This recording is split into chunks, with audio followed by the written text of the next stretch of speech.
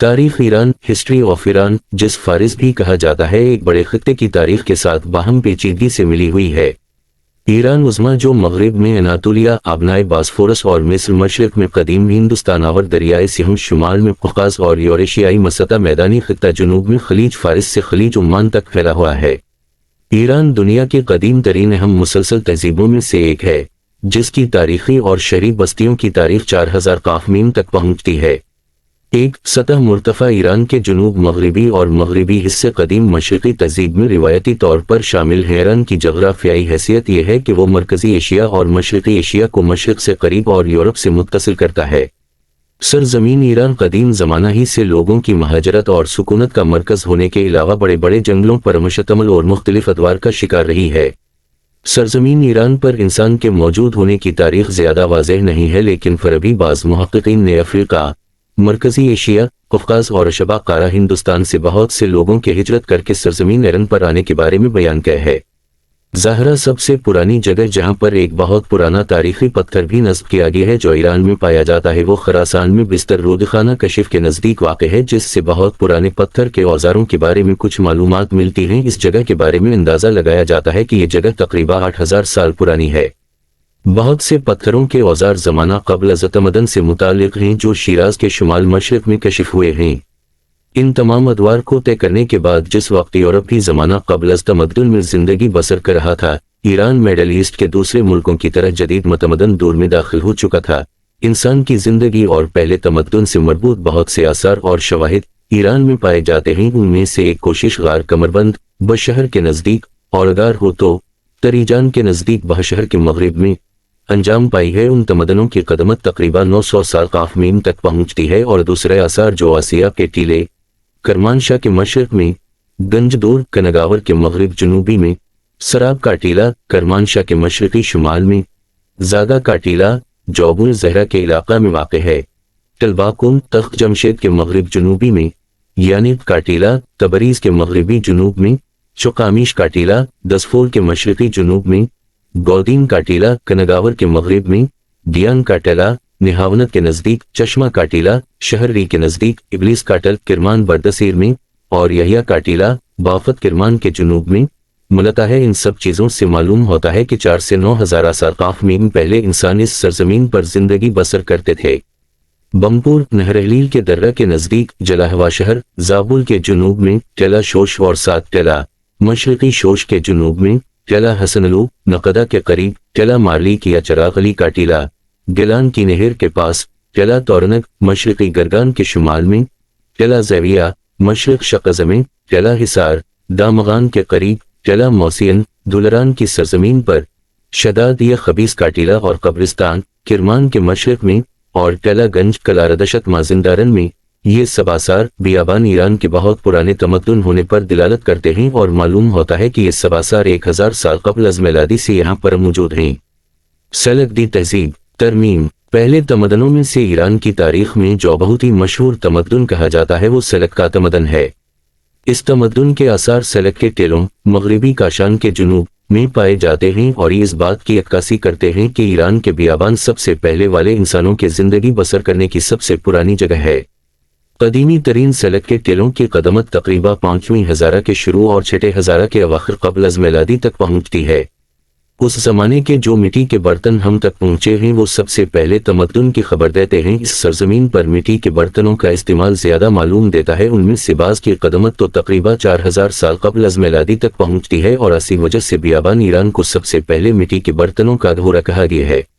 بیابان ایران کے جنوبی اور مغربی علاقہ کا جو ارتباط بین النہرین سے ہے، اس سے معلوم ہوتا ہے کہ یہ علاقہ دوسرے علاقوں سے پہلے تاریخی دور میں داخل ہو گیا تھا، اس لیے کہ قبل از میلادی کے 3 ہزارہ کے شروع میں خوزستان کے بیابان میں جو خطی تصویریں اختراع کی گئی ہیں ان کو اعلامی آخازین کہا جاتا ہے۔ اس خط کے نمونے سلجوق میں ٹیلہ کنگاور کے گہرائی، ٹیلہ ملیان فارس، یہاں تک کہ زابل کے جلے ہوئے شہر میں بھی ملتے ہیں، جو اس بات کی عکاسی کرتے ہیں کہ اس زمانے میں مغربی ایران کے بیابان دوسری جگہوں کے بیابان سے ثقافتی اتصال رکھتے تھے۔ مغربی ایران کے بہترین ساکنین میں سے جنوب سے لے کر شمال تک یہ لوگ تھے۔ اعلامیان کاسی ہا، لولوبی ہا، گوتی ہا، ان قوموں کی آپس میں رشتہ داریاں تھیں اور زبان و قبیلہ کے لحاظ سے ایک دوسرے سے قریب بھی تھے۔ اعلامیوں کی اصلی سرزمین شوش دریائے کارون نامی درے اور خوزستان کا قلعہ تھا جو پہاڑی اور شمال کے بلند و بالا بیابیان اور شوش کے نچلے حصہ سے مشرقی شمال تک جاتا ہے،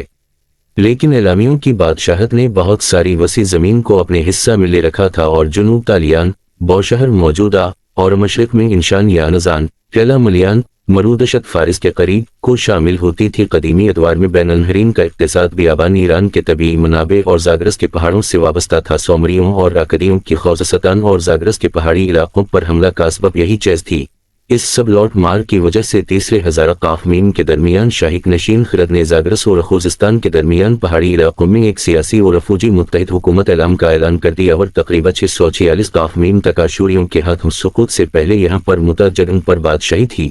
وزور کوتیک این شوشینک شلک اونتش گل شوتروک نونتا کوتیر نونتا واو شلک این شوشینک اعلامی سلسلہ کے حاکموں میں سے نامدار ترین حاکم تھا۔ شوش اور انشان کے علاوہ دوسرے شہر احتمالہ شوشتر موجودہ سیمش خرم آباد موجودہ مدتو احتمالہ شمال شوش میں اور ہیدلو مشرق کے پہاڑوں میں فارس کے راستہ کی طرف ان کا حکومت اعلام کے بڑے شہروں میں شمار ہوتا تھا۔ اقوام کاسی لولوبی واؤ گوتی زاگرس مرکزی میں زندگی بسر کرتے تھے، انہی میں سے کاسی تیسرے ہزارہ قبل از میلادی کے اواخر میں سرزمین لرستان پر زندگی بسر کرتے تھے، لیکن ان کی اصل جگہ بالکل صحیح معلوم ومین نہیں ہے۔ 16 یا 17 قرن قاف میم سے لے کر تقریباً 1155 قاف میم بابل انہی لوگوں کے زیر تحت تھا۔ یہ بین النہرین پر غیر ایرانیوں کی سب سے طولانی مدت کی کامیابی ہے۔ لرستان کا مصر جو مغرب ایران کے ہنر کے بہترین نمونے تھے، دوسرے ہزارہ کے اواخر اور پہلے ہزارہ کے شروع میں پایا جاتا تھا۔ بہت سے محققین نے اس کو اقوام کاسی سے منسوب کہہ لولوبیوں نے زہرا زاگرس کے پہاڑی علاقہ اور دوسرے وسیع علاقوں پر اپنا تصرف کر رکھا تھا اور انہوں نے اپنا مرکز شہر زور کو بنا رکھا تھا۔ مہم ترین یادگار جو چھوڑ کر گئے وہ لولوبی بادشاہ انوبینی کا ایک برجستہ نقش ہے جو پلزہاب کے قریب ہے اور اس کے اوپر ایک کتیبہ بھی اکدی زبان میں موجود ہے۔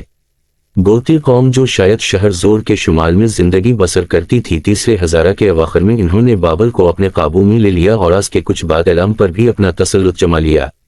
لیکن ایران کی تاریخ آریوں کی سرزمین ہونے کی حیثیت سے قوم آریہ ہندوستانی اور ایرانی کے یہاں پر ہجرت کرنے سے بیابان ایران میں داخل ہو کر اپنا آغاز کرتی ہے۔ آریائی ہندوستان اور اروپا کی قوموں میں سے ایک قوم تھی جو ایک دوسرے سے جدا ہونے کے بعد دوسرے ہزارہ میں مرکزی ایشیا میں زندگی بسر کرتے تھے۔ زرتشتیوں کی کتابوں میں ایرانیوں کی پرانی سرزمین کا ناگنا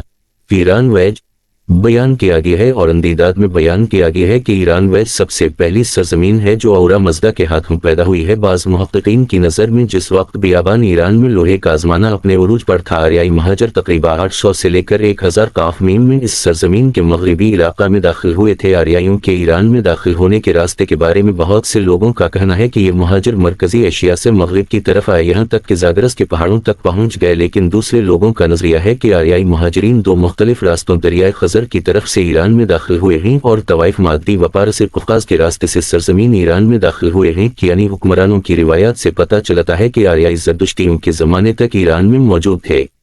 9ویں صدی قبل از مسیح سے آریائی قوم کا شکنجہ زاگرس کے پہاڑی علاقہ میں بومیان پر زیادہ ہو گیا اور انہوں نے مغرب کی طرف بڑھتے ہوئے رفتہ رفتہ وہاں کے رہنے والوں کو شہروں اور آبادیوں سے باہر نکال دیا اور آشوریان کے برابر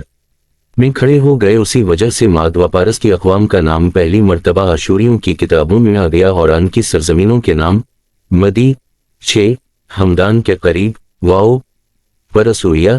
7 دریائے ارومیہ کے مغرب اور جنوب مغربی علاقہ بتائے گئے ہیں۔ شلمنصر آشوریوں کے تیسرے بادشاہ کے سالنامہ میں 844 قاف میم میں پارسیان کا اور 836 قاف میم میں مادیوں کا ناگنا لے گی۔ اسی کے ہم عصر 9ویں صدی قبل از مسیح کے اواخر اور 8ویں صدی قاف میم کے اوائل میں آشوریوں کی حکومت کمزور ہو گئی اور ان کی یہ کمزوری اورلتور ارارات کی حکومت کے مضبوط ہونے کا اسباب بن گئی۔ اورلتو کی وسیع قدرت آشور کی پریشانی کا اسباب تھی اور آشوری بادشاہ اپنی سرحدوں پر اورلتو کے احتمالی حملوں کا جواب دینے کے لیے مجبور تھے کہ ایک بہت بڑی فوج تیار رکھیں۔ اورلتو کے ایک بادشاہ نے 8ویں صدی قاف میم کے شروع میں آشور کو دھمکی دی کہ وہ دریائے اورمیہ کے مغربی ساحل پر اپنا قبضہ جما لے گا اور دوسری زمین بھی جو قبیلہ مانائے سے متعلق ہیں اور دریا کے مشرقی ساحل کے برابر میں ہیں اپنی زمین میں بڑھا لے گا۔ لیکن جنگجو اور مستقل طلب آریائی اور پارس قوموں کے حالات پر نظر رکھنے کی وجہ سے جو اسی سرزمین پر مستقر تھے بہت مشکل تھا اور اسی اس استقلال نے ان اقوام کی مدد کی فرمانروائی تیگلت پیلسر سوم 744 727 قاف میم کے آغاز میں آشوریوں نے مغرب پر اوررتو کے وسیع نفوذ کو مقابلہ میں ایک لشکر کشی کی اور زاگرس کی وسیع سرزمین ان کے تصرف میں آ گئی۔